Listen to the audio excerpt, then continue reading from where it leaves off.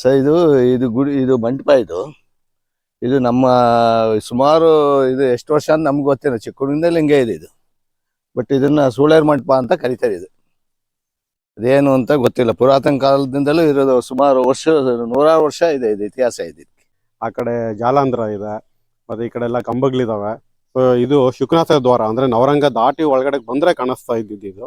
ಮತ್ತೆ ಈ ಭಾಗದಲ್ಲಿ ಇದು ಶುಕನಾಸ ಒಳಗಡೆ ನೋಡಿ, ಶುಕನಾಸದ ಇದು ನಾವು ಒಳಗಡೆಯಿಂದ ನೋಡ್ಬೋದು. ಅಂದ್ರೆ ಹೊರಗಡೆ ಎಲ್ಲ ಗೋಡೆಗಳೆಲ್ಲ ಹೊರಟೋಗಿದಾವೆ. ಹಾಯ್, ನಮಸ್ಕಾರ ಎಲ್ಲರಿಗೂ. ಹಾಸನ ಡಿಸ್ಟಿಕ್ ಅರಸೀಕೆರೆ ತಾಲೂಕಿನ ಕೆಲವು ದೇವಸ್ಥಾನಗಳನ್ನ ನೋಡೋಕ್ಕೆ ಅಂತ ಬಂದಿದ್ದೀನಿ. ಅದು ವಿಶೇಷವಾಗಿ ಹೊಯ್ಸಳ ದೇವಸ್ಥಾನಗಳು. ನೋಡಿ, ಈ ವಿಡಿಯೋ ಮಾಡ್ತಾ ಇರೋದು ನಾನು ತಳಲೂರು ಅನ್ನೋ ಒಂದು ಊರಿಂದ.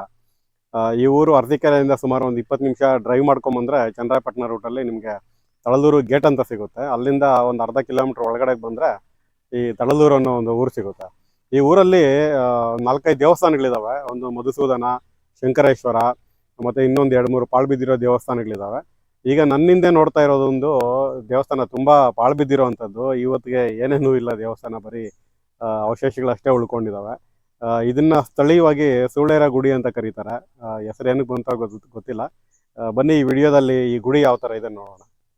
ನೋಡಿ ಫ್ರೆಂಡ್ಸ್, ಇದು ತಳಲೂರಿನ ಸ್ಕೂಲ್. ಇದು ಈ ಸ್ಕೂಲ್ ಆವರಣದಲ್ಲಿ ಈ ಕಡೆಗೆ ಒಂದು ಕಾರ್ನರ್ಗೆ ಈ ಒಂದು ದೇವಸ್ಥಾನ ಇದೆ.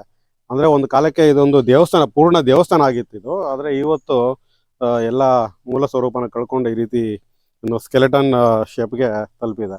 ನೋಡಿ, ಆಕ್ಚುಲಿ ಇದು ಎಂಟ್ರೆನ್ಸ್. ಇದು ಎಂಟ್ರೆನ್ಸ್ ಅಂದ್ರೆ ಇನ್ನೂ ಮುಂಭಾಗ ಈ ಕಡೆ ಎಲ್ಲ ಇರಬೇಕಾಗಿತ್ತು ದೇವಸ್ಥಾನ, ನವರಂಗ. ಇದು ಶುಕನಾಸದ ದ್ವಾರ.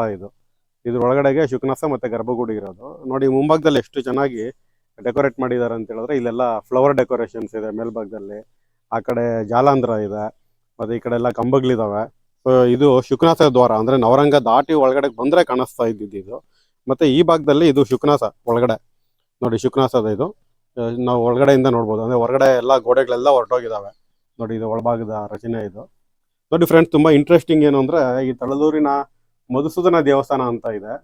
ಆ ದೇವಸ್ಥಾನದಲ್ಲಿ ಪೇಂಟಿಂಗ್ಸ್ ಮಾಡಿರೋದು ಒಂದು ಉಲ್ಲೇಖ ಇದೆ ಶಾಸನದಲ್ಲಿ. ಸೊ ಬಹುಶಃ ಪೇಂಟಿಂಗ್ಸ್ ಅಂದ್ರೆ ನೋಡಿ, ಈ ಮೇಲ್ಭಾಗದಲ್ಲಿ ನಾವಿದು ಏನು ವಿತಾನ ಭುವನೇಶ್ವರಿ ಅಂತೀವಲ್ಲ, ಭುವನೇಶ್ವರಿಗೆ ಆವಾಗ ಹಾಕಿರೋಂಥ ಪೇಂಟಿಂಗು ಇವಾಗ್ಲೂ ಕೂಡ ಇದೆ ನೋಡಿ. ರೆಡ್ ಕಲರ್ ಏನು ನೋಡ್ತಾ ಇದ್ದೀರಾ, ಅದು ಹೊಯ್ಸಳರ ಕಾಲದಲ್ಲಿ ಈ ದೇವಸ್ಥಾನವನ್ನ ಕಟ್ಟಿದಾಗ್ಲೇ ಹಾಕಿರುವಂಥ ಪೇಂಟಿಂಗ್. ಅದು ಎಲ್ಲೆಲ್ಲಿ ಈ ರೀತಿಯ ಏನು ಪದ್ಮಮಂಡಲದ ಭುವನೇಶ್ವರ ಅಂತ ಕರಿತೀವಿ, ಸೊ ಅಲ್ಲೆಲ್ಲ ಇದನ್ನ ದಳಗಳಿಗೆ ಪೇಂಟಿಂಗ್ ಅನ್ನ ಮಾಡ್ತಾ ಇದ್ರು ಅವರು. ಸೊ ಈ ರೀತಿಯ ಪೇಂಟಿಂಗ್ ಮಾಡಿರೋದು ಈ ದೇವಸ್ಥಾನದಲ್ಲಿ, ಈ ಗುಡಿನಲ್ಲಿ ಸ್ಪಷ್ಟವಾಗಿ ನಾವು ಗಮನಿಸ್ಬೋದು. ಇಲ್ಲೇ ಅಲ್ಲ, ಸುಮಾರು ದೇವಸ್ಥಾನಗಳಲ್ಲಿ ಈ ರೀತಿಯ ಪೇಂಟಿಂಗ್ ಮಾಡಿರೋದು ನಮಗೆ ಗೊತ್ತಾಗುತ್ತೆ. ನೋಡಿ, ಇದು ಗರ್ಭಗುಡಿಯ ದ್ವಾರ. ಇದು ನೋಡಿ, ಗರ್ಭಗುಡಿಯ ದ್ವಾರ ಇದು. ಅದು ಕೆಳಭಾಗದಲ್ಲಿ ಹೈಟ್ ಕಮ್ಮಿ ಒಳಗಡೆ ಹೋಗೋಕೆ. ಸೊ ಈ ಭಾಗದಿಂದ ಓಪನ್ ಎಂಟ್ರೆನ್ಸ್ ಇದೆ ನೋಡಿ. ಇದು ಗರ್ಭಗುಡಿಯ ಹೊರಭಾಗ.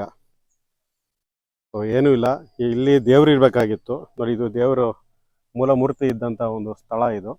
ಸೊ ಇದು ಹೊರಟೋಗಿದೆ. ಇಲ್ಲಿ ಏನು ದೇವರಿತ್ತು ಅನ್ನೋದು ಗೊತ್ತಿಲ್ಲ. ಸೊ ಸ್ಥಳೀಯವಾಗಿ ಇದನ್ನ ಸೂಳೇರ ಗುಡಿ ಅಂತ ಕರೀತಾರೆ. ಆ ಹೆಸರು ಏನಕ್ಕೆ ಬಂದಿರ್ಬೋದು ಅನ್ನೋದು ಸ್ಪಷ್ಟತೆ ಇಲ್ಲ. ಬಹುಶಃ ಈ ರೀತಿಯಾಗಿ ಪಾಳು ಬಿದ್ದ ಮಂಟಪಗಳನ್ನು ಆ ರೀತಿ ಕರೀತಾರೆ ಏನೋ ಗೊತ್ತಿಲ್ಲ.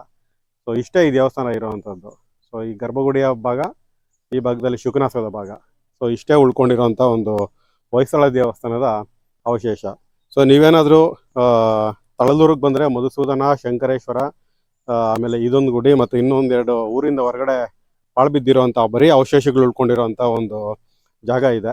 ಸೊ ಅದನ್ನು ಕೂಡ ನೋಡ್ಬೋದು. ಸರ್ ಇದು ಗುಡಿ, ಇದು ಮಂಟಪ. ಇದು ನಮ್ಮ ಸುಮಾರು ಇದು ಎಷ್ಟು ವರ್ಷ ಅಂತ ನಮ್ಗೆ ಗೊತ್ತಿಲ್ಲ, ಚಿಕ್ಕುಳಿಂದಲೇ ಹಿಂಗೆ ಇದೆ ಇದು. ಬಟ್ ಇದನ್ನ ಸೂಳೇರು ಮಂಟಪ ಅಂತ ಕರೀತಾರೆ. ಅದೇನು ಅಂತ ಗೊತ್ತಿಲ್ಲ, ಪುರಾತನ ಕಾಲದಿಂದಲೂ ಇರೋದು. ಸುಮಾರು ವರ್ಷ, ನೂರಾರು ವರ್ಷ ಇದೆ ಇದು ಇತಿಹಾಸ ಇದೆ. ನಮ್ಮಲ್ಲಿ ಸುಮಾರು ದೇವಸ್ಥಾನಗಳಿದ್ದಾವೆ, ಸುಮಾರು ಲಿಂಗಗಳು ಇದ್ದಾವೆ. ಶಿವಲಿಂಗಗಳು ಒಂದು ಸುಮಾರು ಇದೆ.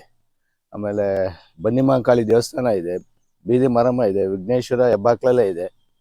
ಒಂದು ಇತಿಹಾಸ ಇರೋಂಥ ಊರು ಇದು. ಚೆನ್ನಕೇಶವ ಅಂತ ಮಧುಸೂದನ ದೇವಸ್ಥಾನ ಅಂತ, ಅದು ಹಾಳಾಗಿದೆ. ಅದು ಅವತ್ತಿನ ಇದರಲ್ಲಿ ಆರ್ಕಾಲಜಿಯಲ್ಲಿ ಏನು ನೋಡ್ದಲೆ, ಸರ್ಕಾರಗಳು ನೋಡ್ದಲೆ ಅದಂಗೆ ಕೊಲಾಪ್ಸ್ ಆಗಿದೆ.